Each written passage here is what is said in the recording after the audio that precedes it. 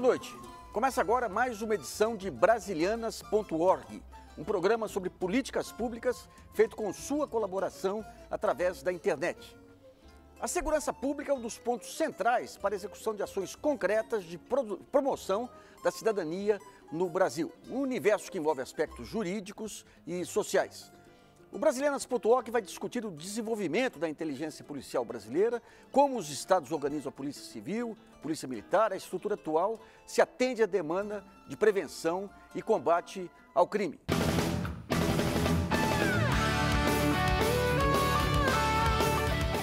Você tem um Código Penal que é de 1940.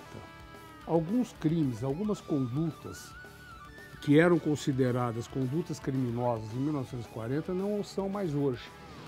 Quem faz as leis sobre crimes é o Congresso, mas quem aplica e quem vai atrás desses crimes e dessas pessoas, dos agressores e vítimas, é o governo do Estado. Eu acredito que a população ela não está sendo bem atendida por essa organização que precisaria ser alterada no nosso meio. Outro problema é que parte das funções da Polícia Civil foi sendo retirada dela. A Polícia Civil que atendia crimes, o que a PM faz agora. Fazia rádio patrulha, o que a PM faz agora. Foi sendo retirada dela, então ela foi perdendo sua cara.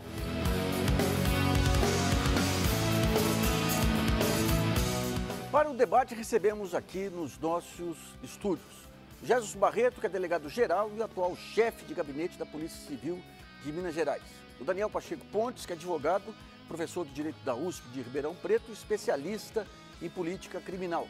O coronel José Vicente da Silva Filho, que é professor de Planejamento Estratégico do Centro de Altos Estudos de Segurança da Polícia Militar de São Paulo. E temos ainda a presença de convidados, cidadãos ligados ao assunto.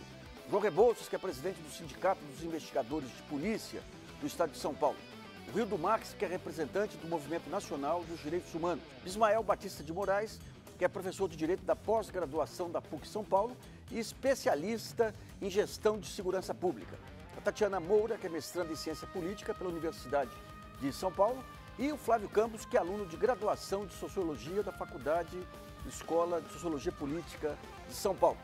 E contamos também com a colaboração de internautas que acessam o nosso site www.brasilianasorg.com.br.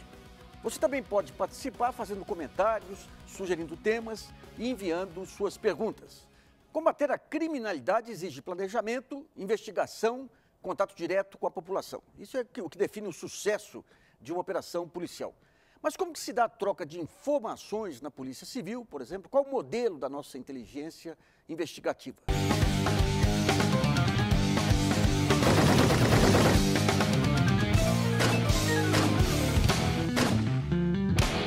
O modelo básico da Polícia Civil é dado pela Constituição de 1988, que atribui à Polícia Civil a investigação e a Polícia Judiciária.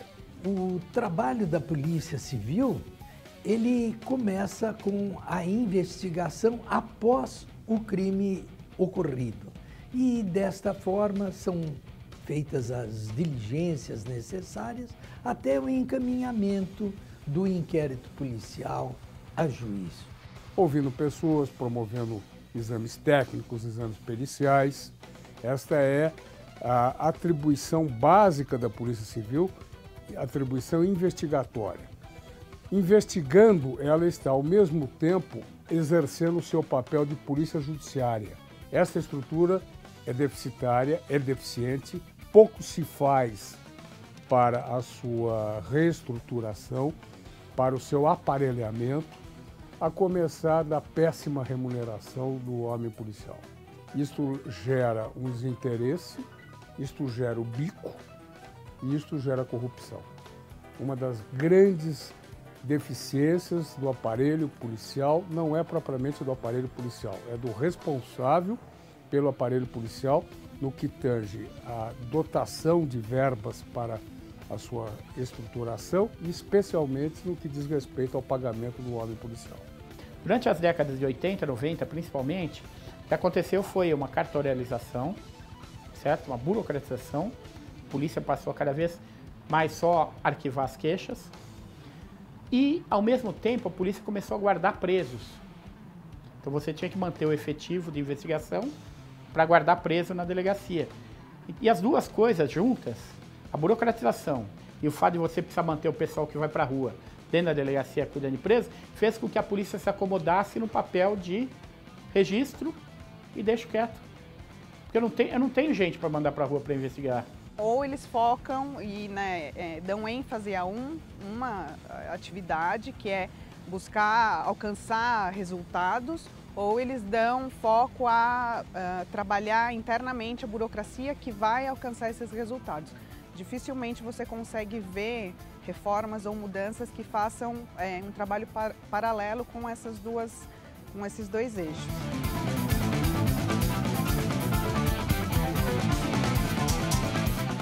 De fora, assim, a gente percebe que você tem que ter um sistema de segurança pública e que entre o crime organizado, entre as investigações em mercado de capitais, entre doleiros, você tem que ter uma parte de prevenção, uma parte de inteligência policial. Agora, toda essa estrutura, fora isso, você tem a questão federativa, a questão das fronteiras, a questão da União, estados e municípios.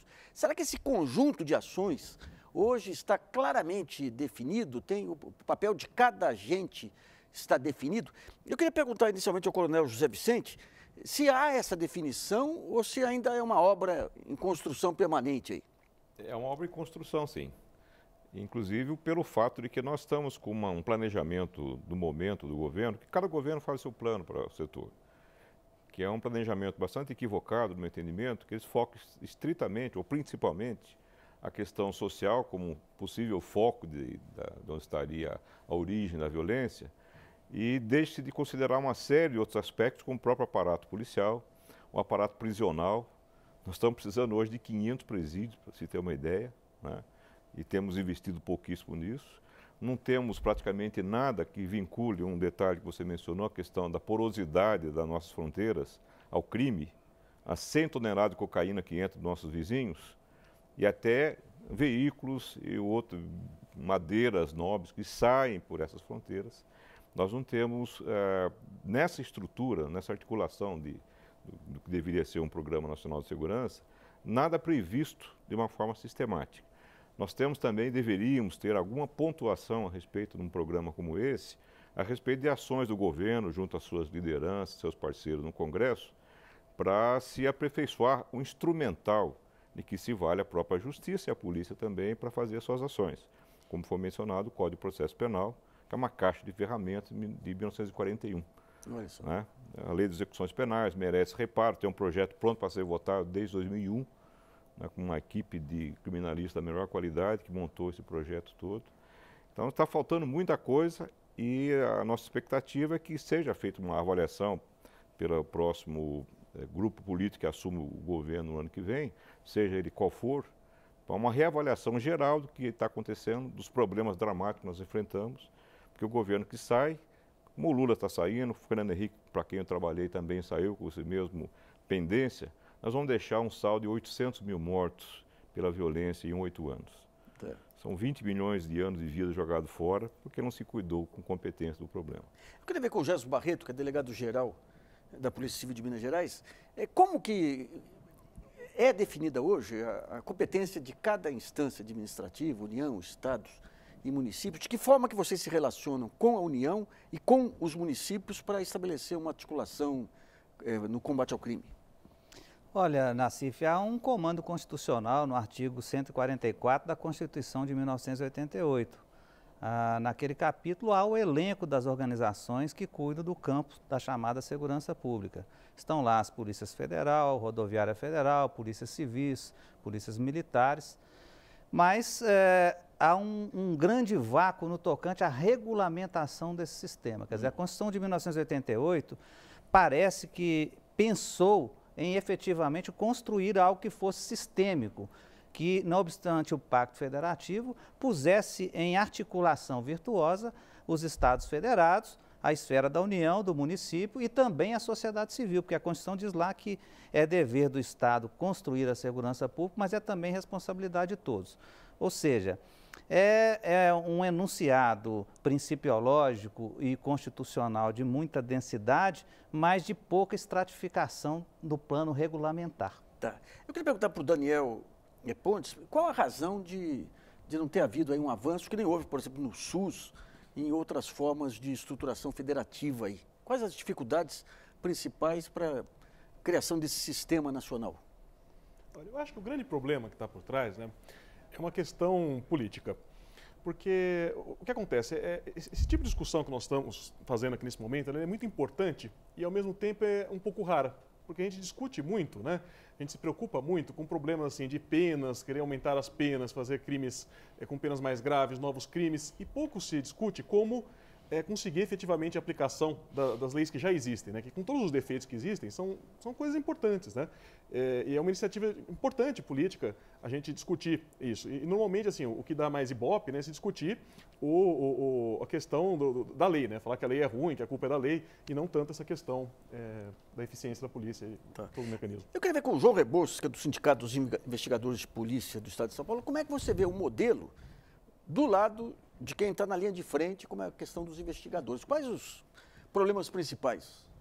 Bom, tudo o que foi dito aí, nós que estamos dentro do sistema, é um sistema falido. O sistema de segurança pública no Brasil é um sistema falido, não há investimento. O doutor Mário foi muito feliz, falta respeito, falta motivação, o policial é mal remunerado, ele não tem condições de trabalho, ele não tem como dar à sociedade a resposta que a sociedade quer. Não adianta ver falar coisas bonitas, aparecer na imprensa que a criminalidade diminuiu, quando a gente sabe que apenas 5% dos boletins de ocorrências que chegam em delegacias são efetivamente procurados, são efetivamente resolvidos. Então, é um sistema falido e se não houver, entre não só o governo do Estado, não só município, como todo o Brasil, houver um encaminhamento para que a polícia seja respeitada novamente como ela era. E para fazer isso, o que precisa? Investir na polícia, investir na inteligência e fazer com que haja, entre todos os estados, um entendimento, mesmo aqui em São Paulo não se tem entre uma delegacia e outra, comunicação. Isto é fundamental para que a população possa ter a polícia que nós queremos e que a população merece. Eu queria perguntar para o Bismael Batista de Moraes, que ele é professor de Direito da PUC e também especialista em gestão de segurança pública.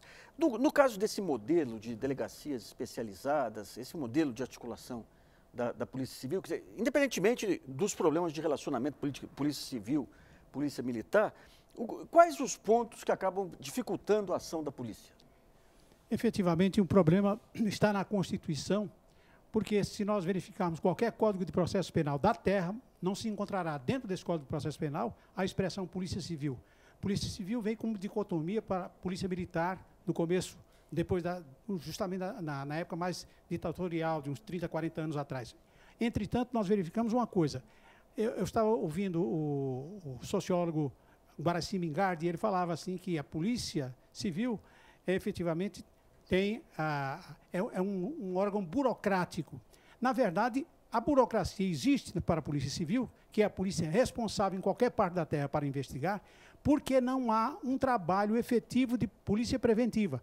O policiamento preventivo é o cerne da questão. Não existe na legislação federal, na legislação municipal, nem estadual, qualquer estabelecimento para que a polícia se preocupe principalmente em evitar o crime e não em tratar do crime depois que ele aconteceu. E isso está no cerne do problema. Nenhum governante pede isso, nenhum ministro da Justiça pede isso, e, infelizmente, muitos policiais esquecem que, sem prevenção criminal, não há possibilidade de falar em segurança. Olha, nós fizemos aqui vários programas sobre conferências nacionais, aí desde inovação até direitos humanos, até saúde. Em todas elas a gente vê uma articulação de todos os setores envolvidos e o aparecimento de muitas sugestões e tudo aí, algumas controvérsias, tudo, mas de qualquer modo mostra que você passa a pensar sistemicamente. Eu perguntaria aí ao Rio do Max como que se dá o diálogo nessa área. Por exemplo, aqui nós não conseguimos um representante do Ministério da Justiça e não conseguimos um representante da Secretaria de Segurança de São Paulo. Há muita dificuldade de ter essa interação sociedade civil e estrutura policial? Então, o que você está abordando é exatamente essa questão. Quando o Movimento Nacional de Direitos Humanos, que possui mais de 460 entidades filiadas, ONGs, em todo o Brasil, a grande discussão é: não existe segurança pública sem um grande debate. Eu acho que o colega professor de Ribeirão Preto abordou, com certeza, a cerne da questão, que ela é uma questão política. A segurança pública, como diz a Constituição, apesar de dizer que é um dever do Estado, também diz que é um dever de todos. A questão é como envolver todos da sociedade na discussão do tema de segurança pública. E a sociedade civil, ela, a partir da Constituição de 88, ela teve muita dificuldade de fazer esse debate sobre segurança pública, acreditando que segurança pública era só uma questão de polícia. E o que a gente verificou com o passar dos anos, do tempo, é de que as pessoas estão morrendo. Acho que o coronel aqui abordou, são quase 800 mil pessoas que morreram aí nesse período de uma década, e é essa a grande preocupação que a sociedade tem hoje.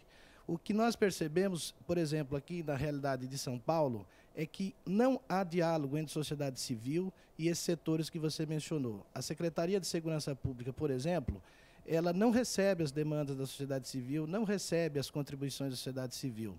Nós temos tido muito pouco diálogo, né? E principalmente quando ocorreram aqui em 2006 os crimes de maio, conhecido por todos, que foi uma barbárie e que a sociedade não pode esquecer o que aconteceu há 4 anos atrás, quando mais de 500 pessoas morreram em menos de 20 dias. E até agora não existe resposta.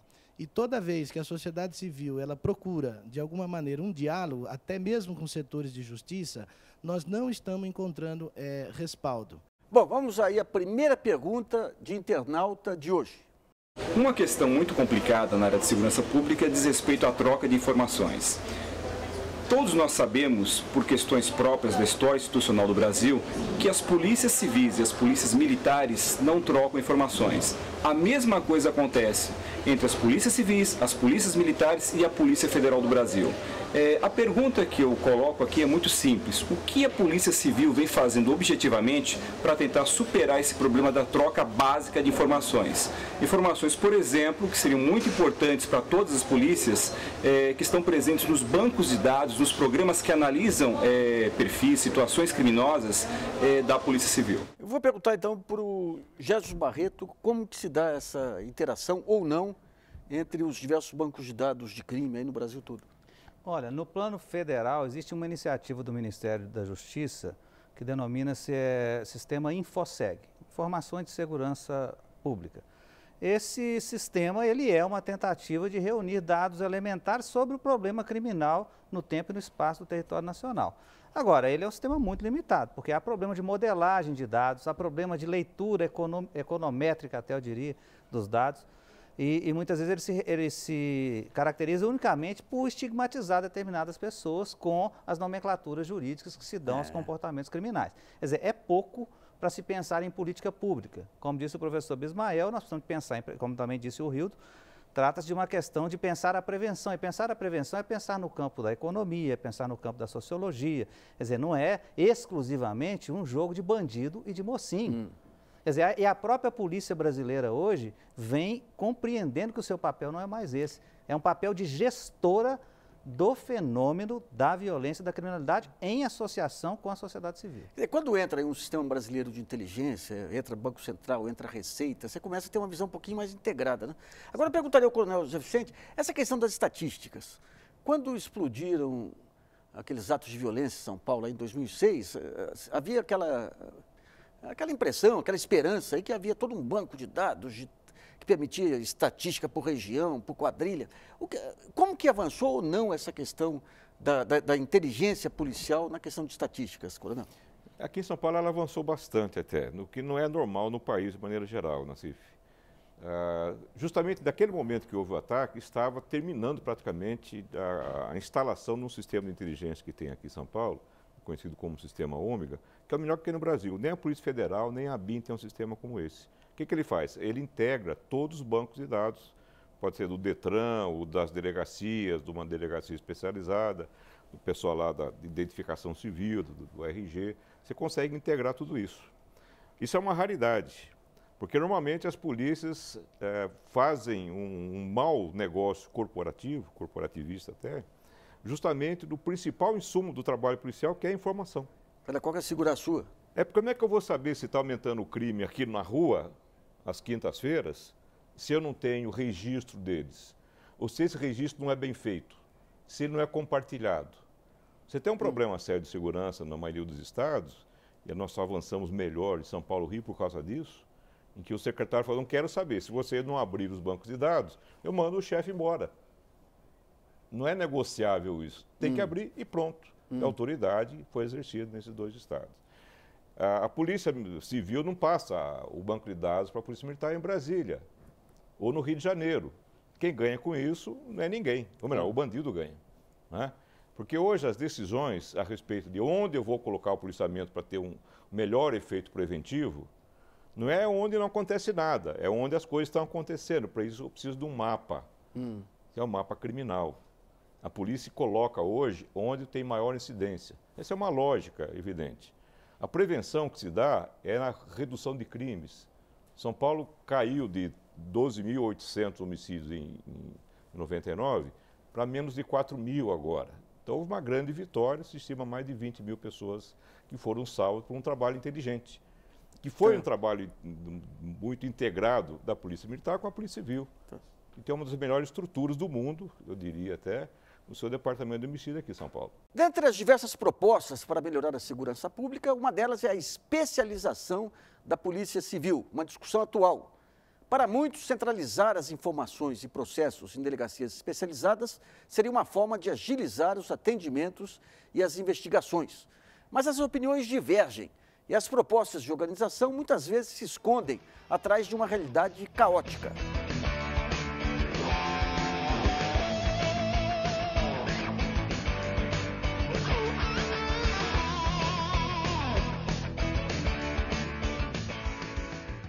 Nós temos na Polícia Civil, nós temos departamentos especializados e departamentos de polícia territorial. E departamento de apoio, tanto à polícia especializada como à polícia territorial. Existem as delegacias distritais competentes para a atuação nas ocorrências dentro da sua circunscrição territorial e, fora isso, você tem algumas delegacias especializadas para crimes determinados. Como é o caso do Departamento de Narcóticos, o DENARC, outros como o DEIC, que é o Departamento de Crime Organizado, também tem um setor de inteligência bem desenvolvido. Quanto mais o policial se especializar, melhor ele vai dominar aquele tema, aquela área, vai ter familiaridade com os problemas. Acho que é uma carência importante da polícia, que é a falta de inteligência. Inteligência que eu digo é informação. Os setores de informação da Polícia Militar são melhores do que da Polícia Civil. Como eles trabalham com a investigação, eu acho que confunde um pouco e tem um setor de inteligência um pouco arcaico. A polícia precisa evoluir, precisa melhorar. A perícia que acompanha, que deveria acompanhar, não acompanhou a velocidade das coisas, por exemplo. Então vamos pensar o seguinte, você tem um homicídio e eu consigo um laudo cadavérico daqui 4 meses só. Durante 4 meses, eu não sei, muitas vezes não sei porque o cara morreu, eu posso até saber, eu não tenho o laudo da balística que vai me dizer que tipo de arma foi usada na morte dele. Você tem que distinguir 2 delegacias de polícia. A delegacia de polícia que não serve, classe média, este São Paulo aqui, e a delegacia de polícia da periferia. Esta que teria que ter uma importância fundamental, porque o delegado de polícia, o agente policial, para a população desta periferia, é a última ou a única e última autoridade, o último representante do poder público a quem ele pode socorrer, porque ele não tem recursos. Existe um estranhamento muito grande entre polícia e sociedade que passa desde a desconfiança que a população tem com relação aos policiais por conta de denúncias de abuso, né, e de crimes cometidos pelos próprios policiais, até a ineficiência desse serviço, que não dá uma resposta adequada para a população. A polícia virou um cartório. 1/4 das pessoas que vão na Polícia Civil de São Paulo, entre 1/4 e 1/3, depende do ano, vão falar sobre coisas que não têm a ver com crime. Então não adianta só você organizar internamente esses trâmites, você tem que ter instrumentos que disponibilizem esses resultados, essa transparência de trabalho da polícia para a população.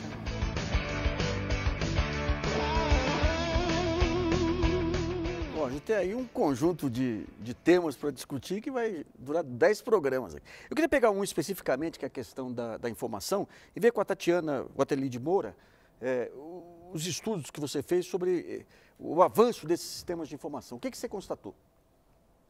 Bom, na verdade, no estado de São Paulo, a gente pode identificar uma melhora absurda na questão da informação. Tem a Coordenadoria de Análise e Planejamento na Secretaria de Segurança Pública, que é especializada para a produção e a centralização das informações estatísticas das polícias do estado. E eles produzem relatórios trimestrais com análises temporais, georreferenciadas, então você consegue identificar onde acontece mais cada tipo de crime. E eles também começaram com projetos especializados, como a análise de roubo de carga ou o programa de prevenção de roubo a condomínio. E assim eles conseguem identificar melhor quais são as características desses tipos de crime e atuar de uma maneira mais especializada. Eu queria ver com o Jesus Barreto de Minas Gerais, quer dizer, dentro de todo esse imbróglio, com esse conjunto de dificuldades e tudo mais, de que forma, quais são as ideias que estão surgindo aí e quais os modelos que você sugeriria para estudos e análises aí visando a institucionalização futura aí de um sistema nacional de segurança? Olha, basicamente, Minas Gerais e São Paulo têm uma experiência correlata. Me parece que é fazer jus à ideia de sistema, efetivamente estabelecer mecanismos institucionais e tecnológicos de troca de impressões sobre o fenômeno criminal no tempo e no espaço. Para se fazer isso, há duas coisas já muito consensuais em todo o debate sobre segurança pública no Brasil. Dividir adequadamente o território e agrupar o fenômeno criminal segundo determinada categoria de análise. Ou seja, eu pego o estado de São Paulo e posso dividi-lo apenas por hipótese aqui, suponhamos em 10 partes geopolíticas e fazer uma análise do fenômeno criminal nessas 10 partes, verificar onde ocorre mais, que tipo mais de crime, se isso está associado a condições econômicas ou não, se está associado a outras variáveis. E obviamente que o segundo ponto de sustentação, além dessa divisão geopolítica e territorial, é a organização técnica e científica das informações sobre esses fenômenos pontuais, que devem ser analisados em conjunto, segundo uma lógica de cluster, né, de grupos. Eu tenho que agrupar e entender como é que se dá no mapa de uma determinada unidade política, que pode ser o estado de Minas, de São Paulo, de Sergipe, não importa, e em todo o Brasil, finalmente, e entender qual é a dinâmica desse fenômeno, quais são os graus de violência, que tipos de crime e assim sucessivamente. Então, agora, quando se entra no crime organizado, em que o território também deixa de ser tão importante assim, em que haja, ou as divisas entre os diversos estados, tem que ter uma ação federal também estabelecendo essa É por isso, essa coordenação, né? Que é exatamente por essa razão que a gente acaba de dizer, é preciso haver um pacto entre as instâncias, as esferas de governo, o município, o estado e a União, precisam de pactuar sistemas, digamos, que sejam capazes de se articular, do ponto de vista tecnológico e do ponto de vista conceitual. Deixa eu fazer uma pergunta, pegando essa questão de Polícia Civil e de delegacias, que é até uma série que eu andei escrevendo com contribuição de leitores, policiais e tudo mais.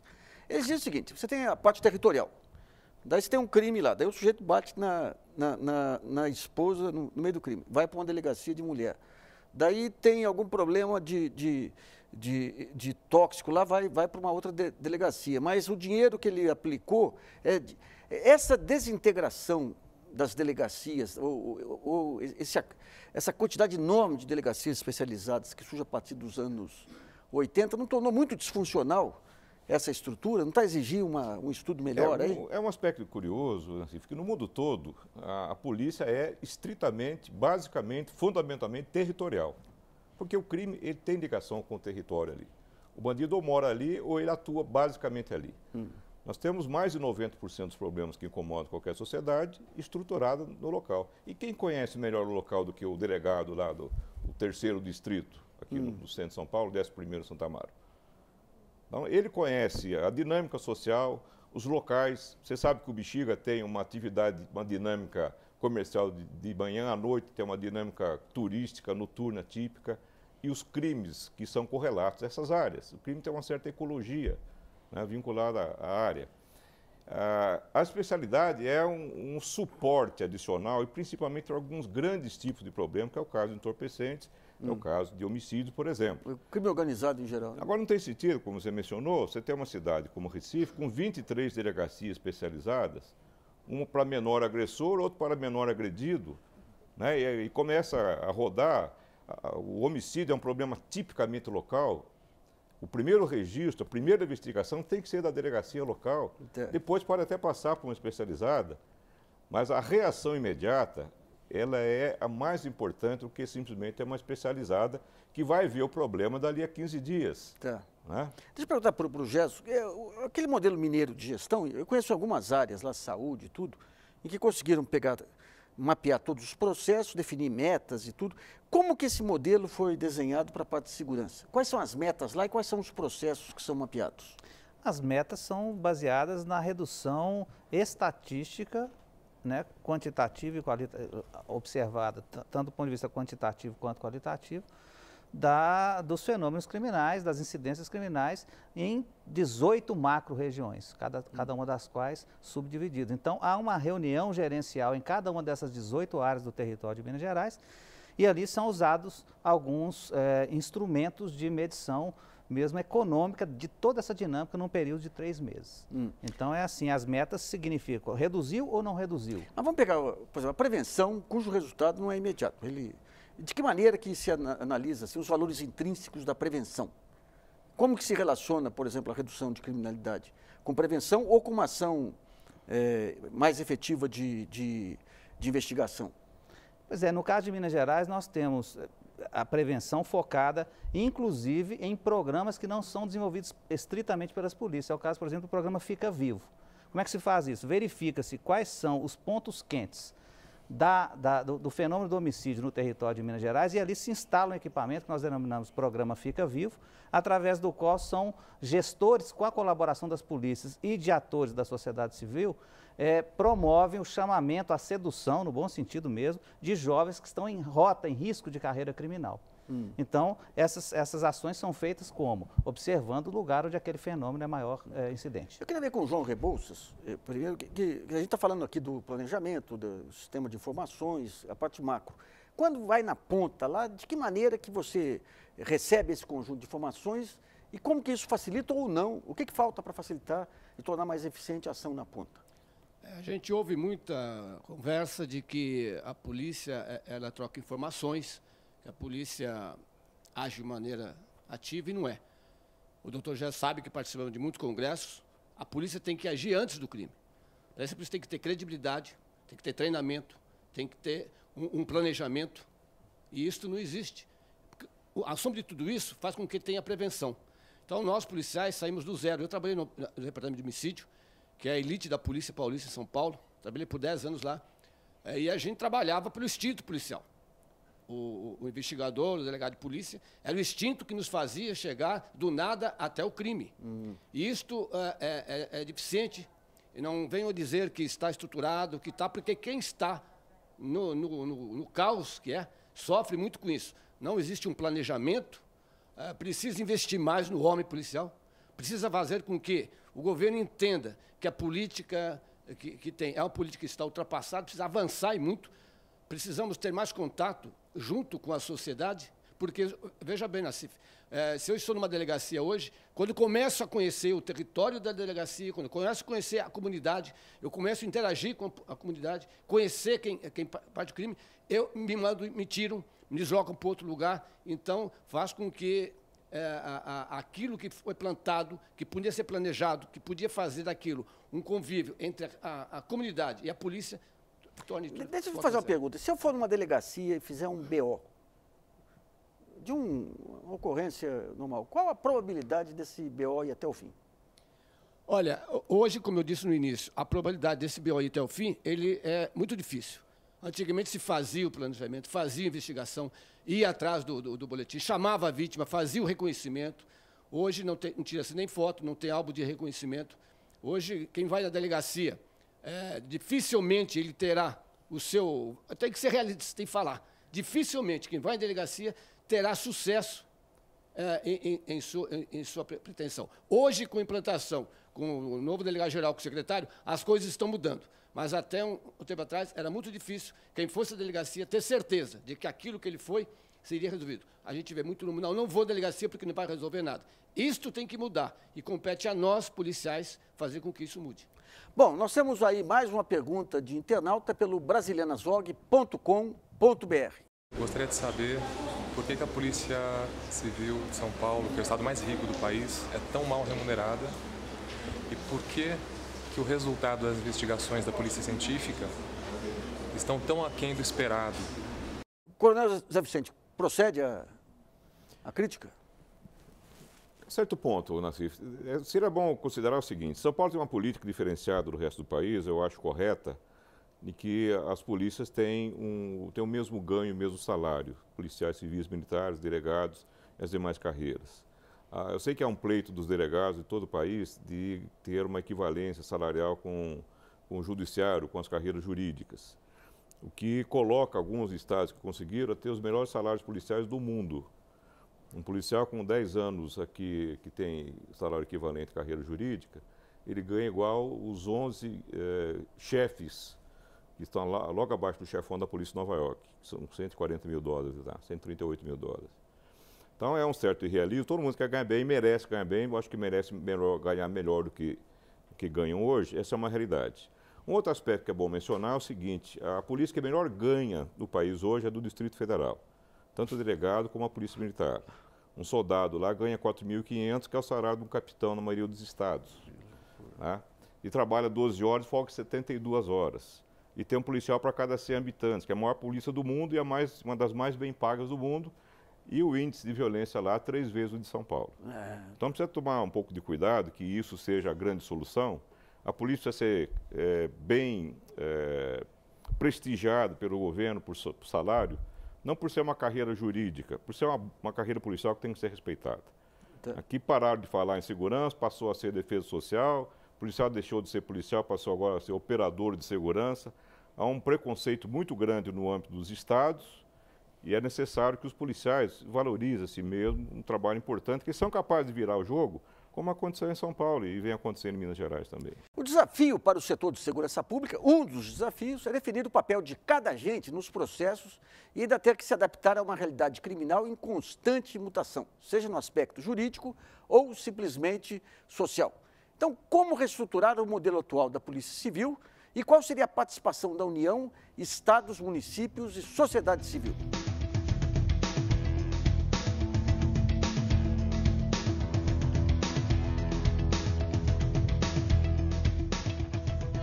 Pensa-se muito pouco em segurança pública no Brasil. Quando você encontra um fato que sensibiliza a opinião pública, um fato criminoso de grande repercussão, aí você ouve sempre o mesmo discurso, no sentido de que nós temos que ter penas mais rigorosas, mais cadeia, coisas desse jaez. Mas não há uma discussão aprofundada, nem sobre as causas do crime e nem sobre os aparelhos existentes de repressão ao crime. São discussões cosméticas. Há muito pouco tempo se trata a segurança pública como sistema. Segurança pública sempre foi uma questão de polícia. E aí o foco nas polícias foi um foco corporativista e um foco mais estrutural do que um olhar mais intersetorial de ver a polícia dentro de um sistema maior. Você tem condutas hoje consideradas criminosas que não eram consideradas criminosas. Não havia crime contra o meio ambiente, o homem não era predador, não havia crime contra o consumidor. Então você está criando novas necessidades para a polícia e a polícia precisa estar preparada para atingir para alcançar. O Ministério Público precisa prestar mais atenção. Ele tem o trabalho de controle externo da Polícia Civil. Essa função foi delegada a ele pela Constituição. Mas é uma questão de você teria que rearranjar o Ministério Público também, para ter tempo, porque ele é o destinatário do trabalho da polícia. Se ele não cobrar, o trabalho da polícia fica ruim. Há 40 anos nós temos uma criminalidade que aumenta, pode diminuir de um ano para um outro em setores específicos, mas no modo geral ela aumenta e nós não conseguimos pôr cobra a isso. Alguma coisa está errada. O papel do governo federal deveria ser subsidiário. Mas no Brasil, assim como em outras políticas sociais, o papel do governo federal é muito importante. Não só porque o governo federal é quem repassa recursos para os estados e municípios por meio de convênios e até para promover, para incentivar os estados e municípios a promoverem essas políticas públicas, isso é uma contrapartida. Então, os estados e municípios, por exemplo, pelo PRONASSE e até pela RENAESP, antes que era a Rede Nacional de Altos Estudos em Segurança Pública, disponibilizava recursos para que os estados e municípios pudessem dar contrapartida de capacitação de profissionais, desenvolvimento de políticas setoriais. E o governo federal tem esse papel. Tem também esse papel na segurança pública, porque o município tem, com a descentralização, agora na nova Constituição, tem um papel fundamental de prevenção da violência e de outras da criminalidade e de promoção de relações sociais mesmo, porque a questão de segurança vai além da criminalidade, né? Porque o sentimento de insegurança ele não cai só porque caem as taxas de criminalidade, como tem acontecido em São Paulo, em outros estados, onde os homicídios caem, mas a população continua se sentindo insegura.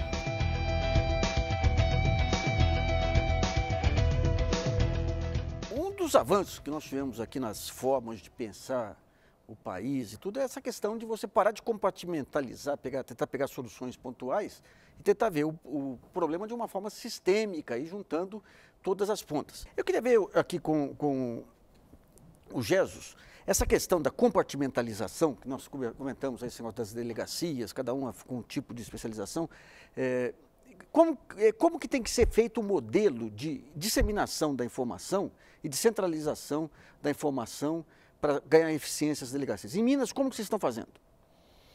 Olha, em Minas Gerais nós temos uma divisão preponderantemente territorial, quer dizer, nós estamos colocando em xeque a ideia das delegacias especializadas, o que não significa que nós não apoiemos e queiramos investir na ideia da especialização. Mas não numa delegacia específica. Mas não numa delegacia, quer dizer, é uma questão organizacional. Especializado é o policial de uma delegacia territorial. O que não impede haver um núcleo geral de gestão estratégica que observe o fenômeno de forma especializada por categorias, homicídio, patrimônio, etc. E esse núcleo de análise estratégica devolva conhecimento para a base territorial, né, do Estado de São Paulo, de Minas, seja onde for, onde aquele delito ou aquele problema de criminalidade é mais presente. Eu queria pegar então o Coronel José Vicente, que passou também pela União, já tem experiências na área federal e na área estadual. O que seriam esses princípios gerais? Porque para ter um sistema você tem que ter alguns princípios gerais, depois você tem que ter as particularidades de cada região. Tem alguém que está estudando o que deveria ser um modelo organicamente eficiente dessa articulação federativa, Coronel? Não, nós temos um problema, no caso, é um problema histórico, como nem sempre as coisas que se herdam historicamente são corretas. O fato de a gente ter duas polícias é uma jabuticaba institucional, só tem no Brasil também, o que induz irracionalidades, custos dobrados, rivalidades inconsequentes e tudo mais. Que resolvesse unificar as duas polícias aqui. Se for pelas instâncias da própria Secretaria de Segurança, não tem força política que faça. O que seria essa força política? Seria um fórum nacional, uma decisão do Congresso, uma decisão de um fórum de secretários? O que faz para reduzir, para conseguir vencer esse corporativismo que existe? As pesquisas mostram, levantamentos feitos junto às policiais, 60% deles é favorável a essa polícia única. Criaria um ambiente potencialmente mais capaz de respostas que nós precisamos. Mas eu vi um trabalho feito, uma grande política nacional lançada há cerca de 15 anos por um presidente do México, e para lançar ele convocou todos os governadores, todas as lideranças políticas, e falou, nós precisamos de uma nova arquitetura institucional para a segurança do país. Eu acho que foi o Zedilho que fez isso. Então, isso vai ser necessário, esse grande pacto. Mas não adianta fazer um grande assembleísmo, como foi feito aqui no Brasil, né, chamando a associação do dono de casa da Paraíba. Não é esse o caso. Os grandes responsáveis, para resolver isso em um prazo mais curto, eles saberão levar em conta as necessidades sociais. Porque é necessário isso para que as coisas possam tramitar no Congresso, as mudanças que venham a seguir. Porque o que ocorre no governo federal, que ele tem uma grande demanda de fazer uma coordenação nacional a respeito desse tema de segurança pública, desde questões de fronteira, a questão do papel da Força Armada, por exemplo, o que pode ser feito nisso aí, e como pode, de alguma maneira, induzir os estados a melhorar as suas organizações, as suas performances para reduzir o crime. O governo inglês, apesar de ser um país muito pequeno para os nossos padrões, ele tem esse trabalho com as suas 43 polícias regionais. Ele diz, gente, eu estou ajudando as polícias regionais, mas o uniforme tem que ser esse. Uma cidade de 200 mil habitantes tem que ter 2 delegacias, tem que ter 14 viaturas. E aí eu vou apoiar os trabalhos de vocês. Então, em síntese, se é que eu entendi, você tem que ter uma ampla discussão com os 3 níveis, definir um modelo que tem que ser dentro de um conselho maior para evitar as pressões em cada estado, e definido esses modelos, o estado que se adequa ao que foi definido recebe recurso e o outro não. Seria esse o fomento vai nesse sentido, porque a imagem, para o nosso telespectador, é a imagem do maestro mesmo. Você tem instrumentos variados, mas tem que combinar. Gente, nós vamos tocar hoje Aquarela do Brasil. E cada instrumento sabe a sua hora de entrar e precisa ter uma harmonia nesse processo. Que não pode ser uma cacofonia como nós temos hoje. Nós temos mais uma pergunta de internauta. Recentemente foi publicado pela imprensa que cerca de 30% dos delegados da Polícia Civil estão sendo investigados pela Corregedoria de Polícia. Eu gostaria de saber em que medida essa notícia é verdadeira e, se for, quais são as medidas que estão sendo adotadas pela própria polícia. João, na ponta, essa questão de banda podre, banda limpa e tudo, como que se observa no dia a dia? Hoje, a nossa corregedoria ela está diretamente ligada ao gabinete secretário. E hoje nós estamos vendo que há um rigor muito grande dentro da Polícia Civil no combate à corrupção. Hoje o que o senhor fala é do último secretário para cá? Do último secretário para cá, através do doutor Ferreira Pinto. Tá. A corregedoria hoje, ela faz parte da Secretaria de Segurança Pública, está diretamente ligado ao seu secretário. E o combate está sendo muito árduo, muito bem feito pela doutora Marinês. Então, esses casos de corrupção existem em todo o segmento da sociedade. A Polícia Civil não é diferente. E é a única entidade que realmente, aquele que merece, ele é exonerado, ele vai para a rua. O combate hoje é eficiente, eficaz, tanto na Polícia Civil quanto na Polícia Militar. Se for pegar 2 pontos aí, quando se fala da sociologia aí da polícia, do ambiente de polícia, a gente vê 2 pontos assim que são pouco abordados. Um é essa questão das interferências políticas, que eu acho que está no cerne aí dessa questão das delegacias especializadas nos anos 80 já, né? Do delegado, do deputado da cidade, querer uma delegacia.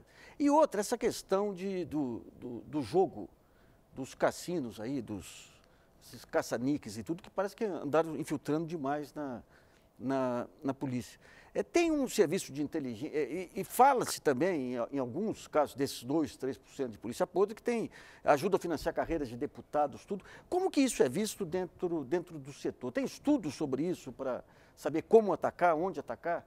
Isso está bem mapeado ou há muito pudor? Por exemplo, eu fui conversar com o delegado-geral de São Paulo que não quis admitir nenhuma falha da polícia, o delegado. Nassif, eu poderia dar uma palavra sobre esse tema? Tá. Se nós pegarmos a Constituição Federal, na parte específica da segurança pública, nós verificamos que a segurança pública é dever do Estado. Só que depois eles dizem através dos seguintes órgãos. E aí colocam 7 polícias. Já está errado a partir daquele momento, porque você coloca sobre os ombros de um órgão de terceiro escalão, que é a polícia. Polícia é o terceiro escalão, tem o secretário, que é o segundo escalão, e o governador, que é o primeiro. Ou o presidente, que é o primeiro, o ministro, que é o segundo, e a Polícia Federal, que é o terceiro escalão. Portanto, é um órgão de terceiro escalão com a responsabilidade de cuidar dos bens maiores da sociedade.